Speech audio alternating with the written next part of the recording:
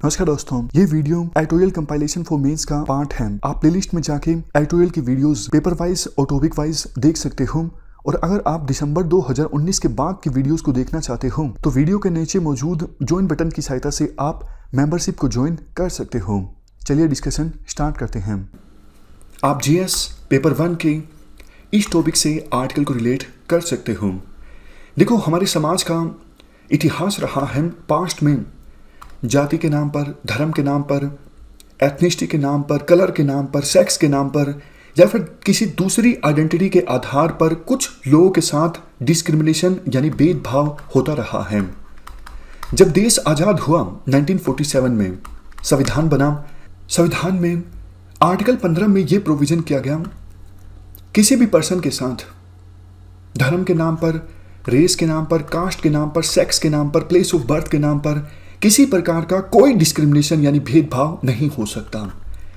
But देखो, question ये उठता है, इस आर्टिकल का संविधान में प्रोविजन करने के बाद क्या हम हमारे समाज से डिस्क्रिमिनेशन यानी भेदभाव को पूरी तरह से खत्म कर पाए हैं या फिर नहीं कर पाए हैं?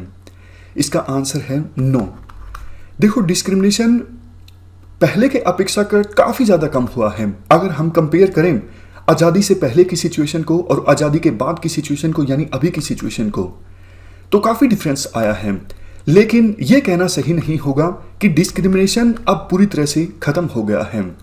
काफ़ी बार डिस्क्रिमिनेशन ओवर्ट फॉर्म में नहीं देखने को मिलता, मतलब पॉलिसीज में नहीं देखने को मिलता, लेकिन ऑपरेशंस में देखने को मिलता है। एग्जाम्पल्स हम डिस्कस करेंगे, लेकिन पहले बात करते हैं कि किस कंटेक्स्ट में राइटर ने ये आर्टिकल लिखा है। हाल ही में क्या हुआ, डेरेन समी, ये क्रिकेट प्लेयर हैं, वेस्ट इंडीज के लिए खेलते हैं और आईपीएल में भी खेलते हैं। इन्होंने आरोप लगाया कि जब मैं आईपीएल में खेलता था तो मेरे साथी खिलाड़ी मुझे कालू कह के बुलाते थे। तब मुझे कालू का मतलब नहीं पता था, लेकिन अब मुझे कालू का मतलब पता लगा है तो मुझे काफी ज्यादा दुख हुआ है। उन्होंने सबूत के तौर पर एक पोस्ट भी शेयर की जिसमें ईशांत शर्मा ने डेरेन समी को कालू लिखा हुआ है। इसके अलावा अभिनव मुकुंद, जो इंडिया के ही प्लेयर हैं, साउथ इंडिया के हैं, उन्होंने भी ऑलमोस्ट 2-3 साल पहले एक पोस्ट लिखी थी जिसमें उन्होंने कहा था कि स्किन के कलर के कारण काफ़ी रेसिज्म सहन करना पड़ता है। उन्होंने अपनी पोस्ट में यह भी लिखा था कि मैं सिंपैथी गेन करने के लिए ये सब नहीं लिख रहा हूँ, सोसाइटी का एटीट्यूड चेंज हो इस वजह से मैं ये कुछ लिख रहा हूं। ऐसी पोस्ट अभिनव मुकुंद, जो इंडिया के ही प्लेयर हैं, उन्होंने ऑलमोस्ट 2-3 साल पहले लिखी थी और बताया था कि स्किन के कलर के कारण उन्हें कितने ज़्यादा रेसिज्म सहन करना पड़ता है। तो डेरेन समी की घटना सामने आने के बाद इरफान पठान, ये भी एक क्रिकेट प्लेयर हैं, इन्होंने साफ तौर पर लिखा कि देखो, अक्सर साउथ इंडिया के जो प्लेयर्स हैं उनको उनकी स्किन कलर के कारण नॉर्थ इंडिया के क्राउड के सामने काफ़ी एब्यूजेस का सामना करना पड़ता है। इवन देखो, अपनी 9 जून के एक ट्वीट में इरफान पठान ने यह भी कहा, डिस्क्रिमिनेशन सिर्फ स्किन के कलर के आधार पर नहीं होता है। उन्होंने एग्जाम्पल दिया कि फेथ के कारण कई बार सोसाइटीज़ में घर नहीं मिलता या फिर काफ़ी ज़्यादा मुश्किल से मिलता है। राइटर का मानना है इस प्रकार का डिस्क्रिमिनेशन लाइफ के हर एक एस्पेक्ट में देखने को मिलता है, जैसे बेसिक गुड्स को एक्सेस करना, एजुकेशन में, एम्प्लॉयमेंट में। काफ़ी बार ये जो डिस्क्रिमिनेशन है वो इनडायरेक्ट होता है, मतलब सामने वाले की इंटेंशंस नहीं होती कि इस प्रकार का डिस्क्रिमिनेशन करना, लेकिन सोसाइटी में डिस्क्रिमिनेशन इतना ज़्यादा इंट्रेंस्ड है, गड़ा हुआ है कि सामने वाले को ये एहसास ही नहीं होता कि आप डिस्क्रिमिनेशन कर रहे हो, और सामने वाले को अगर रियलाइज करवाया जाए तो शायद उसे तब एहसास होगा। ये राइटर का बोलना है। राइटर कहते हैं, Greeks versus Duke power company 1971 का ये केस है यूएस सुप्रीम कोर्ट का। यूएस सुप्रीम कोर्ट का केस है, इसलिए याद रखने की आवश्यकता वैसे आपको नहीं है, लेकिन यूएस के सुप्रीम कोर्ट ने इस केस में जो बोला था वो एग्जाम्पल हम काफ़ी जगहों पर इस्तेमाल कर सकते हैं। मामला ये था, ये जो एनर्जी कंपनी थी, इसने बेटर एंट्री लेवल जॉब्स के लिए एक रिटन टेस्ट का प्रोविज़न किया, जबकि देखो यूएस सिविल राइट्स एक्ट 1964 में ये कहा गया था कि किसी प्रकार का रेशियल डिस्क्रिमिनेशन नहीं हो सकता वर्क प्लेसेस पर। लेकिन टेस्ट का जो प्रोविजन किया गया था इस एनर्जी कंपनी के द्वारा, इसकी सहायता से अफ्रीकन अमेरिकन्स को विक्टिमाइज किया जा रहा था। मतलब पेपर्स में डिस्क्रिमिनेशन नहीं हो रहा था, लेकिन ऑपरेशंस में डिस्क्रिमिनेशन हो रहा था। इस केस में चीफ जस्टिस बर्जर के द्वारा बोला गया था कि देखो, टेस्ट कंडक्ट करना एम्प्लॉयमेंट के लिए या फिर एक निश्चित क्राइटेरिया रखना, इससे कोई जरूरी नहीं कि डिस्क्रिमिनेशन जो है वो दूर होगा। एग्जाम्पल देते हैं चीफ जस्टिस बर्जर। ये फेमस स्टोरी आपने सुनी होगी सारस और लोमड़ी की। लोमड़ी शुरुआत में सारस को इनवाइट करते हैं एक पार्टी के लिए, जिसमें वो दूध परोसते हैं सारस को एक प्लेट में। अब प्लेट में आप दूध परोसोगे तो सारस दूध को नहीं पी पाएगा। उसके बाद सारस ने लोमड़ी को इनवाइट किया पार्टी के लिए, तो सारस ने भी दूध को परोसा एक इस प्रकार की सुराही में, तो सुराही में लोमड़ी दूध नहीं पी पाएगी। तो कहने का मतलब ये है, ओवरटली काफी बार डिस्क्रिमिनेशन नहीं होता है। इस केस में देखो, दूध दोनों को परोसा गया एक दूसरे ने, लेकिन बर्तन ये तय कर रहा था कि डिस्क्रिमिनेशन होगा या फिर नहीं होगा।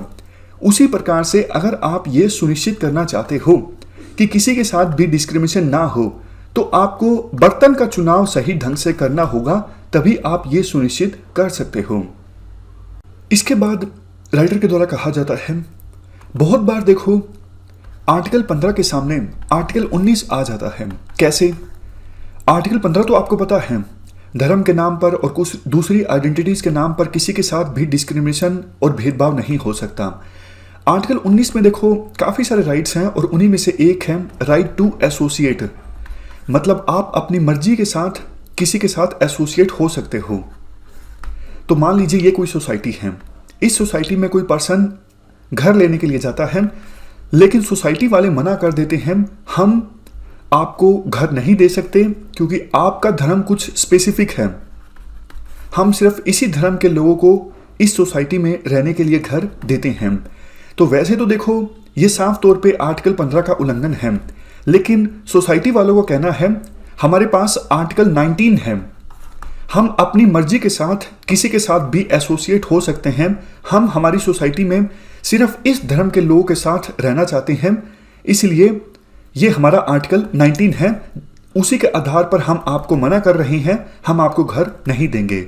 इसी प्रकार का एक केस सुप्रीम कोर्ट के सामने गया था, Zoroastrian cooperative housing society versus district registrar cooperative societies and others. इस केस में जो पारसी लोग थे वो अपनी इस कोऑपरेटिव सोसाइटी में दूसरे धर्म के लोगों को घर देने से मना कर रहे थे। तो मामला गया सुप्रीम कोर्ट में, और सुप्रीम कोर्ट ने इसे जायज ठहराया।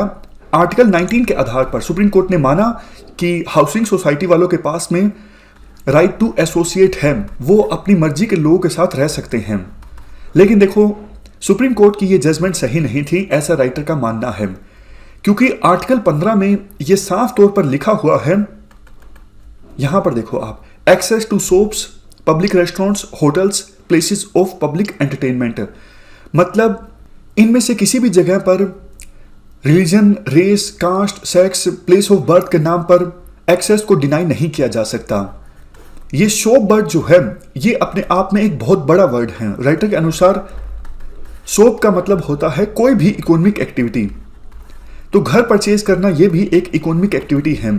आप धर्म के नाम पर किसी को घर देने से मना कर रहे हो, तो ये साफ तौर पर आर्टिकल 15 का उल्लंघन है, राइट टू इक्वालिटी के अगेंस्ट है। सुप्रीम कोर्ट को इसे भी कंसिडर करना चाहिए था। लास्ट में राइटर के द्वारा ये बात बोली जाती है, हमारे देश में देखो संविधान में तो प्रोविजन है, बट कोई कॉम्प्रिहेंसिव लेजिस्लेशन नहीं है इक्वालिटी के लिए। जबकि साउथ अफ्रीका में संविधान में प्रोविजन के बाद एक लॉ है, एक कानून है बहुत बड़ा, जो कि हर एक प्रकार के डिस्क्रिमिनेशन को प्रोहिबिट करता है, प्रतिबंध लगाता है हर एक तरह के डिस्क्रिमिनेशन पर। तो हमारे देश में भी आवश्यकता है इस प्रकार का कोई कानून आना चाहिए। सिर्फ संविधान में प्रोविजन करने से काम नहीं चलेगा। शशि थरूर ने एक प्राइवेट मेंबर बिल इंट्रोड्यूस किया था 2017 में। शशि थरूर के अलावा centre for law and policy research एक थिंक टैंक है, इन्होंने भी एक equality bill last year draft किया था और रिलीज किया था। बट देखो क्वेश्चन ये उठता है, अगर इस प्रकार का एक्ट कोई बन भी जाता है, कॉम्प्रिहेंसिव एक्ट इक्वालिटी को प्रमोट करने के लिए, तो क्या इससे ऑपरेशंस में जो काफी बार डिस्क्रिमिनेशन होता है वो पूरी तरह से खत्म हो जाएगा? इसका आंसर है नो। जब तक देखो समाज में जन चेतना नहीं आती है, सब लोग जागरूक नहीं होते हैं कि इस प्रकार का कोई भी डिस्क्रिमिनेशन बंद होना चाहिए, तब तक हमारे समाज में डिस्क्रिमिनेशन होना पूरी तरह से बंद नहीं होगा। ये पूरा आर्टिकल हमने डिस्कस किया एंटी डिस्क्रिमिनेशन लॉ की आवश्यकता से संबंधित। इस डिस्कशन में फिलहाल इतना ही है। Thank you very much for discussion.